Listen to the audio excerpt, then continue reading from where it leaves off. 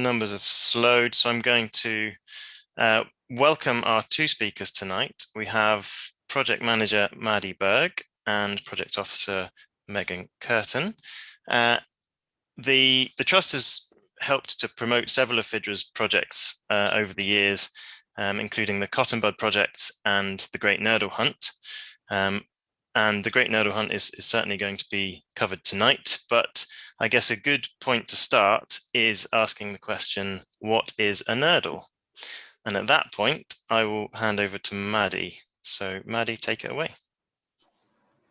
Thank you so much. I will just share my screen, so hopefully you can see that presentation coming up. Yep, that's up. That's great. So thank you so much. Thanks to the Wildlife Trust for hosting us, and thank you everybody for giving up their warm evening outside. Maybe some of you are sat outside with your laptops, I like to think. So we're going to talk to you today about microplastics and specifically also nurdles. I'm going to hold off on what a nurdle is. I'm sure many of you already know, but so my name's Maddy, and my colleague Megan is also joining me, and so we will sort of start off with a general intro and then go into the nurdles bit. So just to give you a bit of a rundown of who Fidra are, we're a charity based in Scotland. The name actually comes from the island based just off the coast of North Berwick, East Lothian, and that's where we're based. And the charity started out, it's relatively young, so it started out in 2013, looking at issues that were prevalent on the coastline. So as Pete mentioned, cotton buds and also nurdles, plastic pellets, and then working out what could be done about those. But actually the remit of the charity extends beyond just plastic pollution issues. We also look at other environmental challenges, including chemical contaminants, biodiversity. And we're quite unique in the way that we pick our projects. So Fidra aims to work from a fully researched evidence base, based on collaborative working with industry, decision makers and the public. And we try to find sort of niche issues that are maybe not being worked on in other organizations, and try to find effective and practical solutions to those specific issues in a way that's positive for everybody involved if we can. So that's just a range of projects that we have worked on, the cotton buds and the others that we're currently working on. If you want to have a look at any of our other projects, our website is fidra.org.uk, and yeah, we've got lots of information about the various projects up there. So just to give you a quick outline of what we want to talk to you about tonight. So we're starting off with a general intro. I'm going to give that just about plastics and microplastics, why we're worried about them in the environment, and a little bit about the bigger picture of the solution before we focus in on some of Fidra's projects, which are quite specific about specific sources. Megan's then going to take you through our Nurdle project and talk about what nurdles are. I'm just going to maintain the mystery of that if you don't know what a nurdle is. And how you can get involved with our project called the Great Nurdle Hunt. And then I'm also just going to come back in and talk a little bit about another project of ours called Pitch In, which is all about tackling microplastics from sports pitches. So that's the plan for the evening. Please feel free to write any questions in the Q&A as we go along, and then we can answer them at the end in the Q&A. Look forward to that. So without further ado, I wanted to just start a little bit talking about how, maybe not unexpectedly, how fantastic plastic is. It is in many ways a fantastic and really useful material. It's absolutely revolutionized our existence. All of us are currently dependent on it. However, the production, use and disposal of these plastics have given rise to significant environmental problems. And that's something that we've become aware of more in recent years. And with the predicted rises in global production carrying on and on and on, it will continue to carry on if not managed properly. And the plastics problem is not just down to the material itself, but also our attitude towards it. So we've been using plastic since the early 20th century, sort of when it was first synthetically produced.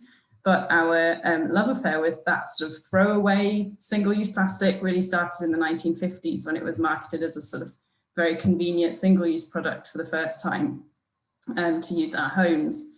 And since then, our production and use of plastics has absolutely grown exponentially, and we're now producing over 350 million tons of plastic per year, which is about the same as the total weight of human beings on the planet every single year in virgin plastic. And by 2016, we'd actually made enough plastic to cover the world entirely in a single layer of cling film. And so that's kind of spookily made this historic advert come true, which is from historical advertising collection. So yeah, it's fair to say that societally we've been much more aware of the unintended impacts of that plastics is having on our environment. And the reason for that change in attitude might be some pictures like the ones I've collected here. Plastic choking our oceans, our beaches and wildlife. And the problem with plastic is that all the ways in which it's useful are also those that make it potentially quite harmful to the environment. So the main one being that it's extremely persistent and doesn't break down. So that's sort of plastics in general. We want to focus in a little bit today on microplastics. When I speak about microplastics, what I mean is plastic particles that are smaller than 5 millimeters in diameter. And there are sort of two types of microplastic that we talk about generally, categorize them into two types. Primary microplastic, which are microplastics that enter the environment and already in a small size. So examples of that are things like the microplastic microbeads that you find in face scrubs, microplastic in cosmetics and in toothpaste. And secondary microplastics are anything in the environment that sort of starts off as a bigger plastic, like this tube of toothpaste here, and then breaks up into smaller fragments in the environment. So where is all that coming from? Well, from a huge range of sources, basically. So there are between roughly 5 and 13 million tons of plastic entering the ocean every year. And just as a sort of, I think it's always good to point out that 80% of that plastic waste that ends up in the marine environment has its origin on land. And around 1 million tons a year of that is primary microplastic. So the rest is generally larger pieces of plastic, which then can break up in the environment. So all of that has potential to become microplastic in the long run. But about 1 million tons of plastic entering the environment is already microplastic form. And just within that microplastic, that comes from a huge variety of different sources. Some of the most significant are paints, including road paint, cosmetics, as I just mentioned, our clothes, the synthetic fibers from our clothes, wear and tear from tires, and tire particles ground up, which are used on sports pitches, which I'll talk to you about later, and also industrial plastic pellets, which Megan will speak to you about shortly, which also are called Nurdles. So where does it all go? Well, it can end up in all compartments of our environment, basically. So it's not just a marine litter, it can end up in freshwater rivers and lakes. Microplastic particles, the smallest, have been found on the highest mountaintops in the remote Arctic, and it floating on the sea surface and also on our beaches. But eventually, the majority of plastic is actually assumed to end up on the seafloor. And recent research has shown that there's actually 14 million metric tons of microplastics potentially on the ocean floor. So why should we worry about microplastics? Well, one of the key reasons is that it gets ingested by animals. Thousands of different species have been shown to ingest microplastics in the marine environment, with seabirds shown to be particularly prone to ingesting microplastics globally. This microplastic can build up in the digestive tracts of animals, it can get stuck there, leading some animals not to eat enough real food to survive. If they eat enough plastics, it can definitely kill, or it can limit their nutrition. It's been shown to be eaten also by fish and baby turtles, all sorts of different marine species. And it has been shown to actually enter the organs, for example, the livers of seabirds as well. So it can cause harm directly. And different shapes can also cause different types of harm. So you can see here, this picture is actually the contents of the gizzard of a fulmar collected from the North Sea.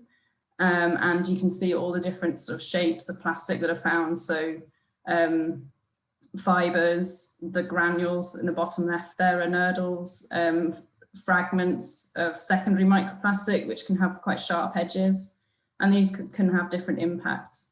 And then when we move to the sort of smallest particle sizes, because plastics will just break up into smaller and smaller pieces and can become sort of nanometer sized particles. And the really small microplastics, they can be eaten by the plankton, which essentially forms the base of our food chains. Also by filter feeders, which have been shown to be impacted in terms of their growth. And so these photos here on the left are of zooplankton that are ingested. These are actually zooplankton in laboratories, and you can see the plastic that's sort of glowing green are little polystyrene particles. And so we know that plankton can eat this plastic, and it might not necessarily be actually harming the plankton itself, but the effects of microplastic ingestion are in a way even more worrying than that. So there have been quite a few recent articles looking at the potential that this microplastic ingestion might have to impact the rates at which these tiny zooplankton in our oceans are grazing, and that has an impact on the amount of oxygen in the water. And so it can actually have a significant impact on our biogeochemical global cycles. And microplastic contaminating microalgae, which is the zooplankton's food, might be reducing the ability of the algae to soak up CO2 in the oceans. So it kind of links into climate change as well, and can actually impact that. There are similar studies showing that microplastic can have an impact on carbon cycling in soils as well. So those wider impacts on our ecosystem are almost more worrying than those immediate impacts of ingestion. And it just shows you how these tiny particles can be having an impact on the big picture, really. We're also concerned about associated chemicals with these microplastics. So plastics are synthetic polymers, long chain hydrocarbons, but they also tend to be a chemical cocktail of different substances, actually. So there are 3 types of chemicals that are associated with microplastics. So firstly, plastic is made from fossil fuels, and in the process of making it, you can leave with harmful remnants, remnant contaminants. There are additives that are added to the plastic to make it, for example, more bendy or more colorful, so give it different characteristics, and they can leach out more easily. They're more mobile than the plastic polymer itself, and tend to also be able to interact more with animals, and so can be more toxic. And finally, plastics have been shown to adsorb chemical contaminants once they're in the environment to their surface, and that includes persistent organic pollutants and heavy metals. And the smaller and the more weathered the plastic gets, the more likely it is to absorb contaminants to the surface. And those contaminants can have been shown in lab settings to transfer to the animals that eat them. What isn't that clear is whether that rate of transfer of these harmful chemicals to the animal compares to sort of significantly to other things that might lead to them being contaminated, for example, from drinking the water that contains those contaminants. But it's definitely something that's a concern and is being researched. And the other contaminants that can end up on microplastic are biological pathogens. So biofilms can form on the hard surface of the plastic and that can harbour pathogens such as E. coli, and there are concerns that that can maybe act as a vector for them to be transported across the oceans, and also is just a reminder that we need to wash our hands when we handle any marine debris.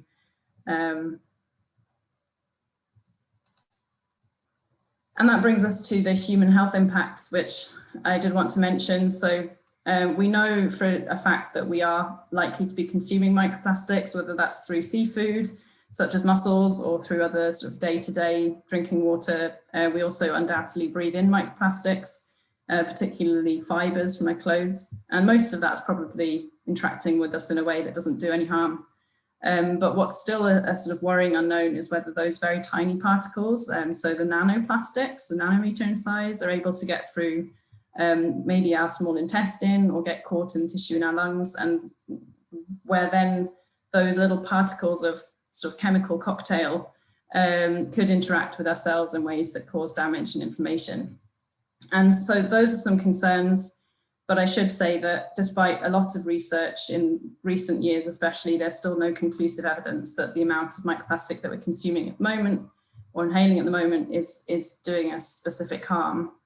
I think the main worry continues to be for microplastic that they are not going away. So that 5 to 13 million tons of plastics per year entering the ocean, which I mentioned, that all has the potential to end up as microplastics. As the plastic sits in the ocean, sunlight and oxygen will lead to it breaking up into smaller and smaller pieces, into microplastics, and the microplastic ends up breaking up into smaller nanoplastics. And so whether that plastic's currently harming us and the environment or not, if we keep pumping it into the oceans at accelerating rates, it's undoubtedly going to be a problem in the near future. So that's why we really need to make sure we're looking at solutions right now. So I just wanted to finish off by looking at sort of the bigger picture of the solutions before we focus in on some of Fidra's projects. I think it's key to, when we sort of look at all of these really big numbers and feel overwhelmed, to think about that big picture a little bit. So there's a huge number of sources of microplastics, and if we keep continuing to grow our production of plastic and consider that all of the plastic that we have produced in the world essentially is still here, it's clear that we need to actually reduce our production and consumption if we're going to be able to have a tangible impact on the amount of plastics in the ocean. And I don't mean by that necessarily that everybody on this webinar needs to immediately live a plastic-free life. I think there are little bits and pieces we can do, use reusable cups, etc. But like, really, this is a societal thing. We need to, as a society, learn to value plastics in a different way and design for moving towards a circular economy. And that means focusing on making things reusable, repairable, and recyclable. So important that we do change our bigger picture attitude to plastics. But then even within, you know, an ideal circular economy of the future, we're still probably going to have some potential leaks of microplastic. We're still going to be using plastic, and it still needs to be managed well. So focusing in on individual sources, we need to be able to turn off individual taps of those microplastic, of those plastic pollution sources at source, including all the different sources of primary microplastic. And there are potentially different solutions for each source. So at Fidra, we've got a couple of projects that are working on microplastics, which we want to introduce you to tonight. And I'm going to hand over to Megan now to talk a little bit more about Nurdles and finally explain what they are for anybody who is still waiting for that explanation. So hopefully, Megan, you can just take over. Thanks, Maddy. I'll just try share my screen now. Share. Okay, hopefully you can all see that. Thanks, Maddy, for the introduction. So yeah, I'm gonna finally tell you what a Nurdle is, and I'm gonna talk about some of their impacts in the environment, And then I will be introducing our flagship project, the Great Nurdle Hunt, which hopefully some of you have already heard of. So, nurdles, they are small round plastic pellets, and they are the building blocks to all plastic materials. So what I mean by that is those small lentil-like beads that you can see in the photographs. These nurdles are melted down to make any sorts of our plastic products, from plastic bottles to wheelie bins. And so they are the pre-production plastic pellets. That's sometimes what they get called. And they are really small, so 2 to 3 millimeters in diameter. So as Maddy very nicely explained before, this would make them a primary microplastic. And so it's important to note here as well that, you know, if these escape into the environment, they're already a microplastic. And just to put it into perspective, it takes about 500 to 1,000 nurdles to make one plastic bottle. So there are trillions and trillions of nurdles produced every year. So I think that figure that Maddy mentioned earlier, plastic production worldwide is just above 350 million tons of plastic each year. So that starts off as trillions and trillions of pellets. So what's the problem with these nurdles? Well, the problem is they're leaking out into our environment all across the plastic supply chain. And so plastic is escaping into the environment before it is even being made into anything useful, which is a huge waste of resources. And the vast scale and complex nature of the plastic industry means that these plastic pellets or nurdles are handled multiple times during production, processing, and transport. And at each stage of handling, the nurdles can be lost into the environment. So the infographic on my slide there just demonstrates a sort of simplified version of the plastic supply chain, and it highlights where these nurdles are leaking out. And nurdles are actually very good at escaping because they are so small. They're very lightweight, and you can see on the left there that they're easily blown, and they float, which means, you know, spills and mishandling by the industry can mean that they often end up in drains. They find their ways into waterways, and then they end up at sea. And currently, it's estimated that around 230,000 tons of pellets have been estimated to enter the environment from accidental spills, so leaking out all along the plastic supply chain every year. So that's 10 trillion pellets, or the equivalent of around 15 billion plastic bottles, which is a huge amount. So once in the environment, the nurdles spread far and wide. So the pictures on the right there just show nurdles in the environment. The top right is a photograph taken from the Sri Lanka nurdle spill event, which happened earlier this year in May. Some of you may have heard about it already. It was in the news a lot, and it's showing the impacts there of a big spill event, of how dangerous these nurdles can be. So these were spilled from a cargo ship which was carrying containers of nurdles and chemicals, and the ship caught fire. Billions of nurdles were lost to the environment at the same time, and it had really, really devastating impacts. But the picture below there actually shows nurdles building up in the Firth of Forth here in Scotland, and this is actually showing the gradual long-term build-up of nurdles in the environment from plastic industry factories that are situated further up in the estuary. So yes, nurdles are polluting the environment, unfortunately. And another problem with these nurdles, like microplastics, they can accumulate these toxins when at sea, and nurdles have been found to be particularly good at this. They attract and concentrate these chemical contaminants in very high concentrations. So for example, one study had shown that these persistent organic pollutants were found on nurdles at 1 million times background levels. So yeah, they accumulate these toxins in really high amounts. And because these nurdles are so uniform in shape and size, and because they concentrate chemicals in really high amounts, they've actually been used to assess levels of pollution in some areas all around the world. And so some specific impacts on wildlife and ecosystems. So yeah, I mean, the more obvious impact of nurdles is that because they are so small, they're easily ingested by a range of animals. So the infographic there is just demonstrating a range of species that have been found to ingest nurdles. And again, because they float, they're particularly threatening to animals who feed on the surface of waters, like birds. So fulmars, shearwaters and puffins have been linked to nurdle ingestion.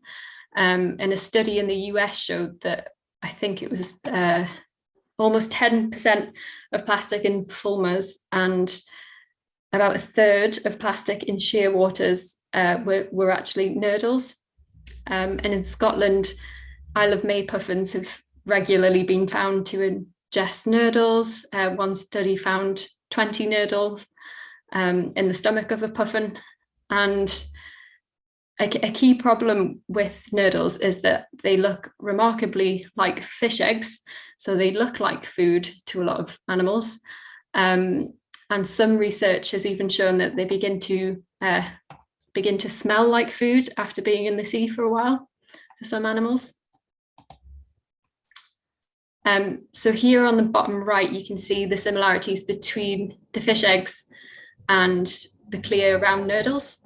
The nurdles being on the right and the fish eggs on the left. And also on this slide, we have a couple of photos here showing bird pellets. So bird pellets are the regurgitated material that a bird can't digest. So on the far left there is a skewer pellet containing a nurdle. And this is particularly interesting because skewers are actually predators. So it's likely that the nurdle was transferred from the skewer's prey, meaning there's been plastic transfer of these nurdles along the food chain. And at the top there, we've got a herring gull pellet. This was found on the island of Inchkeith, which is an important seabird nesting site in the Firth of Forth. And this gull was lucky enough to regurgitate a lot of the pellets that you can sort of faintly see in the main body of it here, along with a lot of other nasty looking plastic like cotton bud stems. And then the other pictures just show some other animals, the wind sailor jelly interacting with nurdles. So what are we at Fidra doing about nurdle pollution? So our Great Nurdle Hunt project is asking people to head to their nearest beach or body of water and hunt for these nurdles and let us know how many you spot. So these are some pictures from our nurdle hunters all around the world so far. I mean, these pictures are demonstrating quite high levels of nurdle pollution. And this is just a sample of many of the photos that we get sent in from our nurdle hunters. And the idea of the project is to build evidence of this worldwide pollution. So the map there is just a screenshot of our global map, which is highlighting nurdle pollution on coastlines around the world. So all the little pointers there are where nurdle hunts have taken place. And the key there indicates how many nurdles have been found. And we've been collecting this data since 2013, when the project began. So the data is collected and submitted online by volunteers, or our nurdle hunters, as we like to call them. And taking part is really, really easy. It can be done anywhere, anytime by anyone.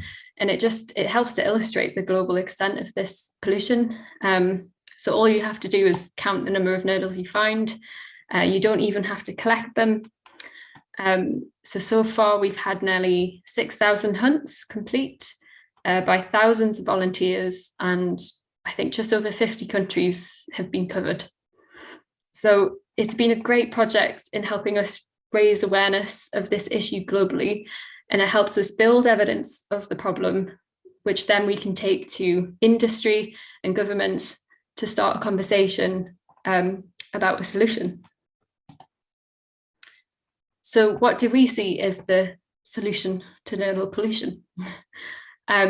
So we need to stop nurdle loss at the source. This is a preventable form of pollution. No nurdles should be escaping into the environment. They should be being made into useful into plastic products. So we need to strive for making plastic supply chains pellet loss free. So what we mean by that is companies making, transporting and using nurdles need to handle nurdles with care. Simple steps to prevent spillage and leakage must be in place at all sites and facilities where nurdles are handled. And these include just improving procedures and having best practice in place through providing spill kits, training staff, putting filters in drains, for example. And there is actually an industry-led scheme which is voluntary called Operation Clean Sweep. So companies can sign up to this scheme, and it lets them commit to working towards zero pellet loss. And we do think that it is a useful toolkit if companies want to take action, but we don't think it goes far enough because it is voluntary. So we are working with industry and decision makers to improve systems to get best practice in place across the full supply chain. And we see sort of three key things as essential to ensure that pellets aren't lost. So companies should have external checks to make sure pellet pollution prevention is in place. So this would mean that auditors would come in to inspect the best practice, as is done for many other environmental and health and safety matters in these companies. Companies should then communicate their certified best practice up and down the supply chain, with retailers putting plastic products on the market and being able to check and verify that their whole supply chain is pellet loss free or is taking steps towards being pellet loss free. So if I went to the supermarket and picked up a plastic product, I would be assured that there had been steps put in place to try and prevent nurdle loss whilst that product was made. And this accreditation should be required anyway, anywhere pellets are handled, from the biggest producer to the smallest lorry driver, with checks in place to avoid gaps in responsibility. And we think legislation would be the best way to achieve this and to enforce this. And so that whole solution that I've just talked through there, we call this the supply chain approach. And we are currently part of a steering group with the Scottish Government and other NGOs and industry stakeholders to investigate a supply chain approach. And we can chat about this or answer any questions about this in the Q&A later. So where the Nurdle data comes in all of this is essentially, the Nurdle data and accompanying public pressure is really key to keep both industry and decision makers interested in this problem and willing to do something about it. So most importantly, how can you get involved? So it's really easy to take part, like I said, and you can do it anywhere, anytime. So all you need to do is tell us where you hunted, how long for, how many people, and how many nurdles you found. And like I said, you don't even have to collect the nurdles if you don't want to. We just want to know how many you spotted. If you do want to collect nurdles, just a reminder to please wear gloves and please wash your hands if you do handle the nurdles, just for the reasons that Maddy and myself have gone through. Marine litter can have nasty things on it sometimes. And you might be wondering right now, if you've never heard of a nurdle, you might be thinking, I've never spotted these nurdles on my local beach before. But this is because sometimes nurdles are hard to find. All the pictures that I've used in the presentation obviously show nurdles occurring in quite high pollution levels. But if you take a look at our map, you will see that nurdles have been found on most of the beaches in the UK. You just need to know where to look. So just a few tips for hunting. Try looking for nurdles amongst any other plastic debris that might be on the beach. Look amongst the vegetation in the strand or tide line, and at the back of sandy beaches as well. If you usually have a bit of a dig, you can usually find some. And just finally, I just wanted to highlight that this October, we have our Great Global Nurdle Hunt event, which is a global event. And we ask everyone all over the world, as many people as possible and loads of organizations, to go out and hunt for nurdles. And it's happening the whole month of October. So the more people we have taking part, the greater pressure becomes for decision makers and industry to do something about it. And by taking part, you can add your voice to this cause and you can be part of the solution. So please do consider getting involved. Head to our website link that's there. Follow us on social media. Our tags are also there. And get hunting. I'm going to pass back to Maddy now. Thanks so much, Megan. Okay. While I'm sharing my screen, just a shout out to all the Wildlife Trust volunteers that have already helped us out with the Nurdle Hunt project. So the Scottish Wildlife Trust has been a supporter for a long time. We've also had lots of help from the Wildlife Trust in Wales. We've actually got a Welsh leaflet that was translated for us by the North Wales Wildlife Trust. So so we've had loads of support already from the Wildlife Trust volunteers. So looking forward to more people helping us out with that. So hopefully you can see my screen now. I'm just going to talk a little bit now, just briefly about our other project about microplastics called Pitch-In. And we actually run this project in partnership with Chemo International, who are a municipalities organisation. That means they work with the local authorities across Scotland and Scandinavia. So what am I talking about when I talk about 3G sports pitches and microplastic?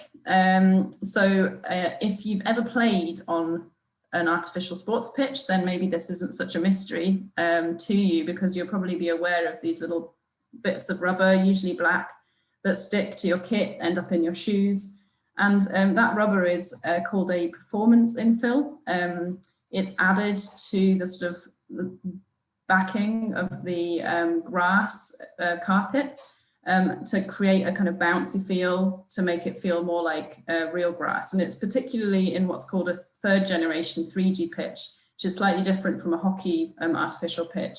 But this layer of infill is added loose to the top of the sort of plastic grass. It tends to be, in the large majority of cases, what's known as SBR rubber. These are actually generally ground up old tires, old vehicle tires from trucks and cars. There are also other types of microplastic infill that you can find that are maybe different shapes or colors, but in the vast majority of cases, you'll find this rubber crumb, SBR rubber crumb, is filling the pitch. There are a few alternatives as well, which I'll speak about later. You do also get some of the actual grass sometimes come off artificial turf in general.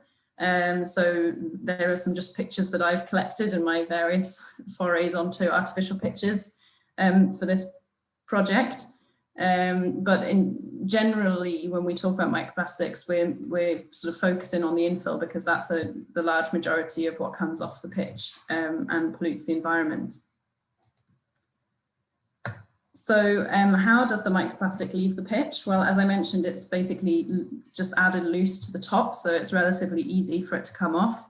We know that every year pitch owners will regularly need to add infill to the pitches to keep up performance of the surface, to keep it feeling the same. And that sort of tends to happen at a rate of about 1 to 5 tonnes a year, about 4% of the total infill on the pitch. And so there are a few different pathways that this can take.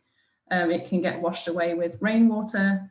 It can cling to socks and shoes, as I already mentioned. It can end up in your kit.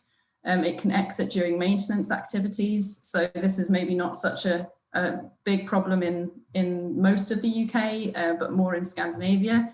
But snow removal from pitches has really led to a huge amount, because the infill can stick to the snow when it's removed from the pitch and end up in the environment.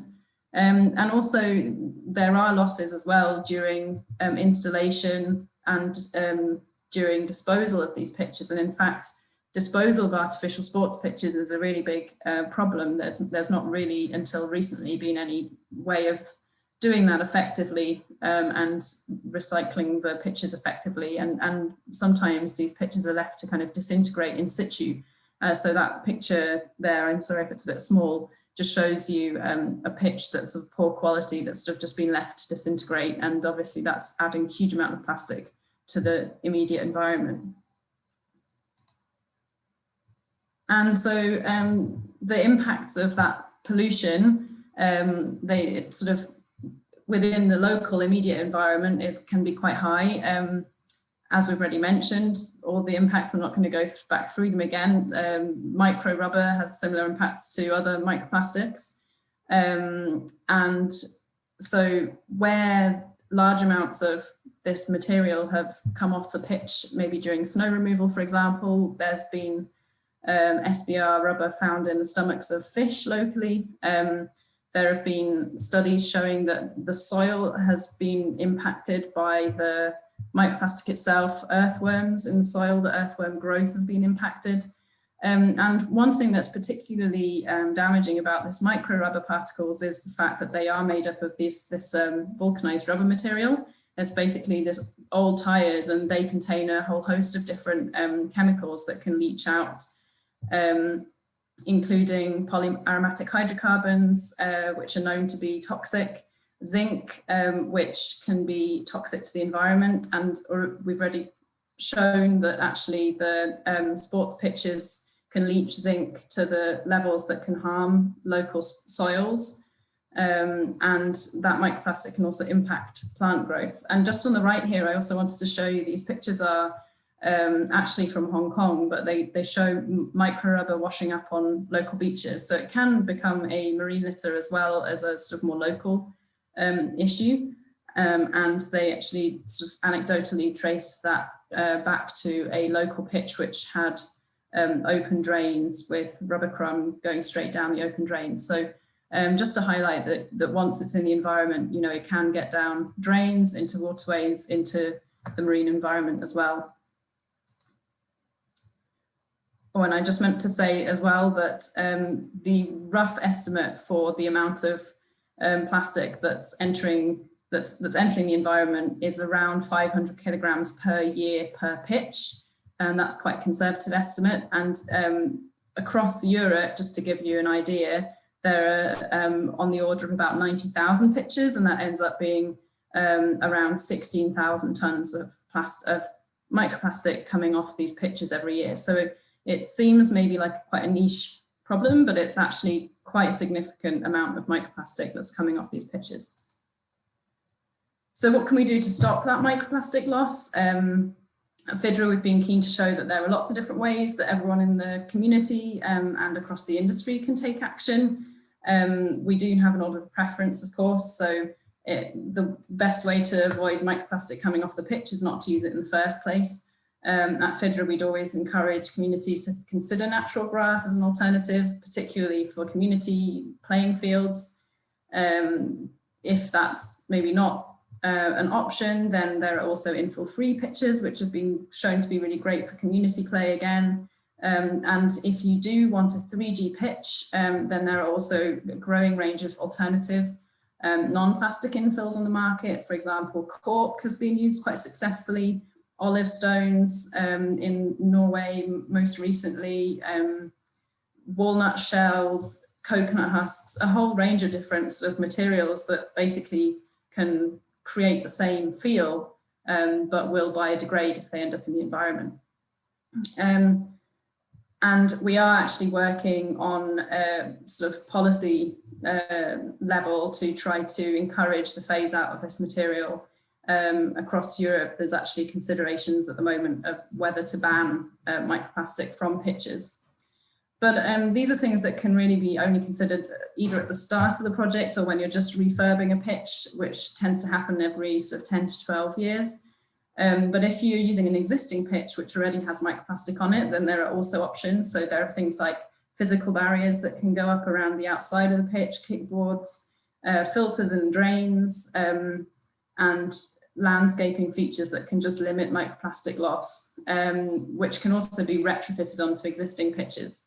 And then, you know, if you're listening to this and you're thinking, but I'm going to go and play on the local pitch on Saturday, then even then there are things that can be done just by changing how we use the pitch. Things like brushing off your boots when you leave the pitch, making sure that there's, and for pitch owners, making sure that there's equipment around to do that, and to kind of maintain the pitches slightly differently to reduce microplastic loss. So there are all sorts of different ways that we can reduce, minimize microplastic loss if we sort of start considering it as an issue.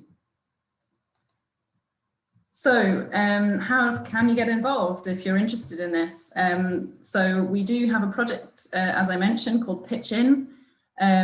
We've created a set of guidelines for pitch owners, for pitch users and maintenance teams and designers, with all of that information and lots of detail included on how to take action. But we also have a sort of community side to that website. So you can go on there and sign our Pitch In pledge, and that lets you sign up to our mailing list and also adds your voice to call to action.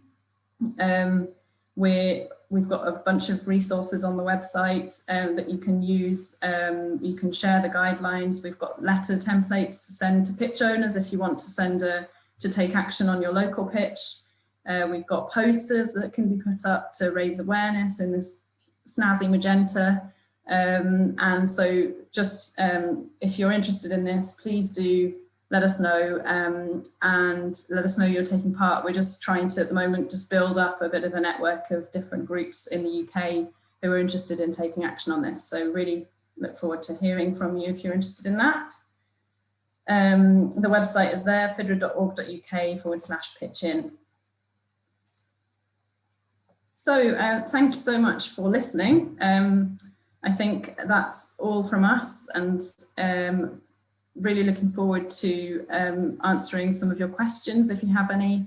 And just a reminder here of the Get Involved activities. So the Great Nurdle Hunt and the Global Nurdle Hunt coming up in October, and then the Pitch In work. Please do have a look at our website and see how you can get involved. And there's our email addresses as well if you want to get in touch with us about anything. So yeah, thank you very much. Fantastic. Well, thank you very much to Maddy and Megan for fascinating talks with some fairly horrifying statistics in there and figures. Maddy, if you want to stop sharing your screen and we can see everyone. So we've got a few questions in. Please do stick any more questions that anyone has into the Q&A facility. I might start off with a question from myself. I mean, I think it looks from a lot of those pictures that a lot of nurdles are essentially spherical, and you can, completely understand why fish would, or predators would see them as fish eggs. Could one solution to stop them rolling into drains be to make them cubes rather than spheres? A nice easy question to start. Yeah, it's a good question though, really, isn't it? I mean, I think a lot to do with it is their size and how small they are. Yeah, I'm not sure it would make much difference, depending on how well they are still handled, I think, still throughout all these different steps and stages. If it's tiny little cubes, then they'll still probably get into the environment and cause harm. And because they are so small, I would imagine a lot of animals would still ingest them. But yeah, I'm not sure if you have anything to add to that, Maddy. Yeah, I mean, it's an interesting question, and it's something that we do get asked quite regularly as well, whether they could become like rods, or that they could be transported in a different way. And I think that essentially the difficulty is that the infrastructure of the plastics production has been created as well, just around that shape and the way that they're produced. So I've actually been to a couple of these production plants as part of the sort of promoting best practice. And the way that the pellets are produced is that they're kind of the plastics are softened and then squeezed through what looks like essentially like a cheese grater, and then they're sort of sliced off at the edges to make that kind of lentil shape. Either that, or they're pulled out in like spaghetti shapes and then chopped up individually, depending on the plastic. So so they end up in these sort of disc shapes. So I think that the answer from the plastics industry, I guess, would be the amount of energy that would go into changing all of the infrastructure to try to change the shape of them would probably actually have a bigger impact. But I say that I do also think that there might be a shift at some point towards 3D printing if we're sort of moving in that direction. And actually for 3D printing, you use filament, it's called, which is basically like a long rod of plastic that's wrapped around a cord. And so if you were transporting pellets like that, then actually, you wouldn't be transporting pellets anymore. It would be a different shaped raw material. So I think there's something in there. It's not something that lands well if you try to discuss it with decision makers and plastics industry, though, just because of the huge upheaval it would be. Yeah, no, that was potentially a bit of a curveball question to start with, but we'll go on to some other questions. So Barbara McMillan asks, if you do pick up nurdles during a hunt, how should you dispose of them safely? Great question. Yeah, very, very good question, and definitely important to cover if you are considering collecting nurdles. So yeah, I mean, we do get asked this a lot, and there are actually a few different things you can do with them other than dispose of them. We do have a little bit of information on our website about this. I mean, a lot of our nurdle hunters just put them in a jar and keep them on display to tell about their friends. But I understand if you're collecting them in big volumes, you don't want to keep loads of nurdles in your house. At the moment, we are asking some of our nurdle hunters to consider sending nurdles that they collect onto an artist who is making a massive piece of art out of nurdles to raise awareness of marine pollution at the minute. More information about this is on our website. But if you do just want to dispose of them, yeah, we would ask that you would like to secure them best you can before you put them in the bin, just so they're not leaking into the environment, straight from your bin. I think one of the best ways to do this is to actually either dispose of them in a jar or something else so it's sealed, and tie it in a sealed bag to make sure nothing gets out, because unfortunately they're not recyclable.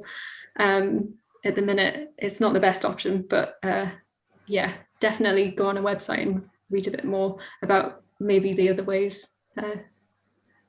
Brilliant, thank you. And Claire Hunter has asked, are nurdles all one colour, with the colour added later depending on the product they're being used for? Yeah, do you want to go for this, Maddy? Yeah, sure. It's an interesting one. So most nurdles are created clear. So there'll be see-through clear pellets. You do sometimes have coloured nurdles. So if you go to the beach in the Firth of Forth, for example, you'll often find blue and yellow ones. And as far as I understand, that's because they were created in bulk in that colour to create gas pipes and water pipes in bulk. So if there's enough of the plastic being used, then they'll be produced in that colour. But I actually, there are companies called master batches that create special nurdles which are coloured, very kind of brightly coloured. So they kind of, from what I understand, they actually buy in clear nurdles, grind them up, mix them with paint and create these new coloured nurdles, which can then be added to other batches of nurdles to colour the plastic. So it's quite a complicated process when you're looking at those small colours. And it's the same with other additives and things. So you do get nurdles which already have specific additives in them to make them, for example, flame retardant for cabling, or these different colours, or have certain characteristics already. So that's a long answer to a simple question. Yeah, no, it's a good answer. And Claire Scanlon asks, is it not the responsibility of bodies like SEPA and Marine Scotland to control the pollution and liaise with the industries that are, the kind of source of these pollution? Yeah, shall I take that one as well? And Megan, if you want to add anything. But we think it is. So that the issue with plastic is that for a long time it's not really been seen as a pollutant as such. So it's seen as a litter issue. That SEPA does inspect bigger sites, so plastics producers, for example, will be inspected by SEPA, but they won't necessarily catch the nurdle pollution, especially when it's happening on a very sort of gradual scale. So that there are ways that SEPA can take action if there are big spills, which are sort of littering events, but there's not really anything in place in terms of legislation that can ensure that companies have the measures in place that will make them take action. Having said that, we have actually been working with Marine Scotland, and it's been Marine Scotland that set up this, what's called the Plastic Pellet Loss Steering Group, which has been trying to develop this new set of standards and certifications that can be used by companies to show that they are actually managing pellets effectively, handling them responsibly. So, Marine Scotland's been taking the lead to actually try to work, as you say, liaise with industry, and also they're including NGOs such as ourselves to just make sure that that process is as open and transparent as possible. And it is in development. So there's been a standard that that the Scottish Government actually helped to pay for to be developed. But at the moment, that standard doesn't require anyone. So when I talk about standard, I mean it's something that's sort of a checklist that companies can use, that they can then have external inspectors and auditors come in and check along that list and make sure that they've got everything in place. So it's a sort of more proactive thing than, say, SEPA going and finding pellets on the ground and then doing something afterwards. So that's kind of the aim, is to try to get that system in place to prevent the pellet losses in the first place, rather than trying to catch anybody who's spilling them, if that makes sense. Yeah, absolutely. It seems like, there should be definitely more action happening at higher up levels. Megan, did you want to add anything, or shall I move on? No, yeah, I think that was good answer. Thanks, Mandy. So we've got another question. What sort of beaches do you find nurdles on? And also, are nurdles found in places like ball courts? So I'm guessing that might be relating to the artificial pitches. Yeah. So I mean, if you take a look at our map on our website, you can see the exact beaches where nurdles have been found, I suppose. But it is easier to find nurdles and look for nurdles on sandy beaches. That's not to say that they won't be on like pebbly beaches and things like this, they're just easier to look for on sandy beaches. And I mean, yeah, it's not always the case that nurdles are polluting just the marine environment as well. Obviously, they do often end up in drains and in waterways and eventually in the sea. But I mean, nurdle pollution can happen on land as well. But they're not the material that's used on ball courts. As far as I'm aware. And just in terms of if it is so the rubber crumb that if you're referring to the rubber crumb, that can be used on a few different surfaces as well as so it's not just 3G pitches. Generally, so I already mentioned, I think hockey pitches don't have that infill in them. Tennis courts, I don't think tend to have that either, because the way that the ball bounces, it's actually better for it to be kind of a flat surface as far as I know. But there are things like children's playgrounds sometimes use that rubber, that sort of artificial tire surface as well. Sometimes it's sort of compressed together to make a shock pad, but it's also made out of these old tires and can kind of crumble at the edges and lead to microplastic pollution. And it can be used also in things like horse stables and sort of animal stables, which so it's sort of all sorts of different places that this old rubber material has been reused, which actually ends up with it being lost to the environment from all sorts of different sources, essentially.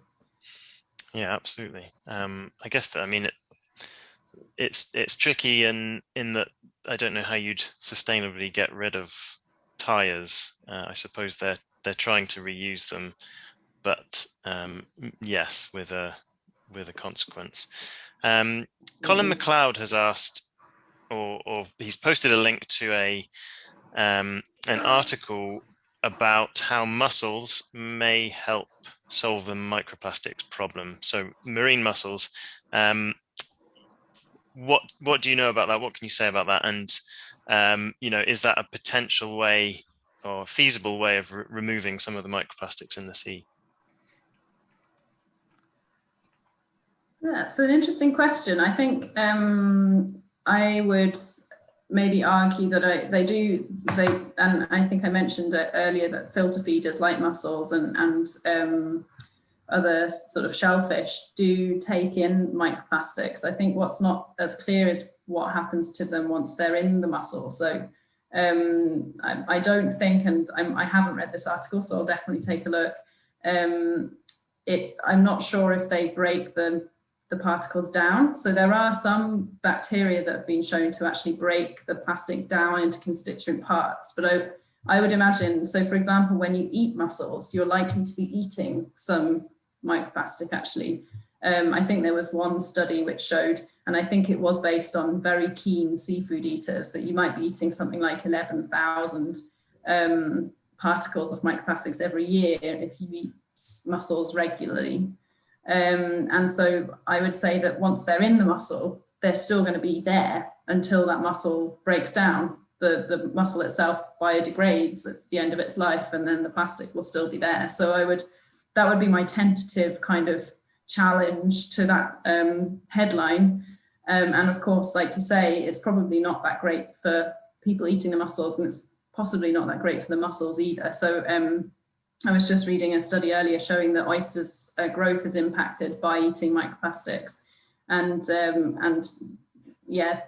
when you go further down the food chain, those kind of rates of eating in the ocean are actually quite important for our global cycles. So it's still quite impactful. But I mean, it shows that maybe they're being cycled through the environment in some way. But yeah, it might not be the solution that we're looking for essentially, but I'll read the article before I completely pass judgment. And you'd need an awful lot of mussels to you probably would tackle the problem, I imagine. Absolutely. So we've got a final question on nurdles and then a final question about the artificial pitches. So Shelley has asked, should we post the nurdles back to the manufacturer? I imagine that one of the challenges would be knowing who has produced it, but what I guess it would be a good way of showing the manufacturers that people care that these are, you know, washing up on beaches? Yeah, definitely. I mean, yeah, good question. Yeah, so I think, I mean, I guess, yeah, it should go back to them, shouldn't it? But there's no guarantee that they would then dispose of them very well. I'm not sure, really. It depends. And yes, as we do know, I think in some instances it's very, very hard to determine where nurdles have come from because they travel so far and so wide. And we've often found nurdles in quite high amounts, hundreds of miles away from any known plastic industry. So it sometimes can be really, really difficult to pinpoint the exact source of the nurdles. So that would also be quite difficult to do, I think. I have, and yeah, absolutely, Megan. I have one more anecdotal story to tell you about that. So in the States, I think that a group in the States that had collected a huge number of nurdles, and they actually did send some of them back to the manufacturer, and slightly ironically, were then sued for potentially transporting toxic substances to the manufacturer, which obviously is not how they would talk about their nurdles otherwise. So just a word of caution there to add. But I think Megan's point is, yeah, the key point really is that it's so difficult to trace exactly who's spilling them. So there's definitely a case for wider awareness raising. And I think that the sort of concept where we've got this artist who's interested in making this big statue. We've got the Nurdle hunt, which lets us track, post photos and highlight that. All of that is kind of essentially, we're trying to replicate that without actually doing the physical sending, although I do really like the idea, but those are the kind of thoughts that may make that a bit more challenging, I guess. Yeah, no, that's some useful responses. So the final question, and then I might ask a final one myself. Tessa Durham has asked, when you're talking about rubber crumb, is rubber not a natural biodegradable product, or are tires not actually made from rubber but plastic? Yeah, it's a really good question. And there is, as far as I understand, there is some natural rubber sometimes in tires, but it's a mixture of synthetic rubber. So rubber is essentially an elastic kind of polymer, an elastomer, and they can be synthetic and they can be natural. And it's true that I think, as far as I understand, some of the rubber, the tire material is actually from natural sources, but the majority of it will be synthetic, and it's a mixture. Plus, there are also other things that are added, and it's then heat treated. So the rubber that comes off a pitch is definitely not biodegradable, and it will stick around in the environment. It will quite easily break up into smaller pieces, though. I don't know if you've ever sort of handled that stuff, but it can. Like a rubber on your pencil, it can break down and sort of rub into smaller pieces, but it won't necessarily break down into kind of the constituent parts in the environment in the same way that biodegradable material will. Okay, thank you. And so, yeah, I guess the final question for me is a bit more of a general plastics question, and the messaging around using reusable cups and reusable bottles is that's been fairly consistently put out there for a good few years, and some supermarkets have taken it on to reduce plastic in packaging, but there's still not been anything like the kind of systemic shift that is necessary to go any way near solving the problem. So what more can consumers do if like me, you're already using your keep cups and your reusable bottles and trying to buy loose fruit and veg and that kind of thing? What more can we do? It's a good question again. Yeah, it's so. I mean, those are already some really good things. There are like, it's also really great to see that from that consumer pressure, there have been these waste-free shops popping up that are sort of doing well. It seems to be really growing in popularity, that idea. I guess there's always, you know, things that are taking more political action, I guess, would be my one thought. So, I mean, in Scotland, there are moves towards deposit return schemes, towards more extended producer responsibility. There's a sort of point, I feel like, where individual behaviour has its limits, and we need to sort of start to push on the whole of society, so that, because like, at the moment, it still feels quite inconvenient to try to avoid packaging, to avoid your plastic bags or your packaged vegetables and things. So I feel like really one of the key things is to try to maintain that political pressure. So sort of look at what the different NGOs are pushing, join the Nurdle hunt, but also, yeah, in terms of the sort of single-use plastics, I think the concept of extended producer responsibility, which is kind of pushing for producers to actually have to pay a bit more towards the disposal and towards the cleanup costs of the environment, and that can kind of push the innovation and push design towards being more recyclable and more reusable. So if there's anything that we can do to push that demand, which I think at the moment is really by making sure that you're, I mean, it's difficult, isn't it? Signing petitions, taking part in these kind of campaigns that different organisations are working on. So that's one key thing, I think.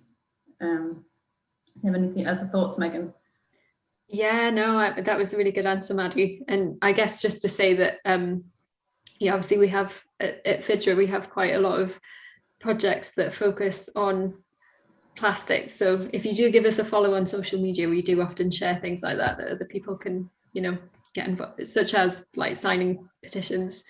Yeah, to put pressure on decision makers and things. So yeah, and get involved with Pitching and Great Nurdle Hunt.